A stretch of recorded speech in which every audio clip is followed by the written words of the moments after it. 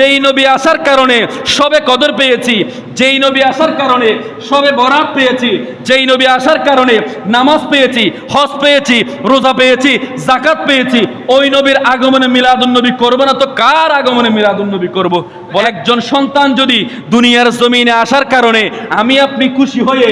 পাড়া প্রতিবেশীকে খুশি উদযাপন করতে পারি, আত্মীয় স্বজন নিয়ে প্রতিবেশী নিয়ে খুশি উদযাপন করতে পারি, ওই অবস্থার মধ্যে এই 18,000 মাখলুকাত যেই নবীর প্রেমে সৃজন করেছেন ওই নবীর মিলাদ করতে কি আর দলিল লাগবে? দুনিয়ার জমিনে যা কিছু দান করেছেন, যা কিছু দিয়েছেন, সব কিছুই তো নিয়ামত। আপন বাবা তার সন্তানের জন্য নিয়ামত, আপন বাবা তার কন্যা সন্তানের জন্য নিয়ামত, একজন স্বামী তার স্ত্রীর জন্য নিয়ামত, একজন স্ত্রী তার স্বামীর জন্য নিয়ামত, পাড়া প্রতিবেশী একজন অপরজনের জন্য নিয়ামত। এই দুনিয়ার জমিনে আমি আপনি যে সমস্ত রিজিক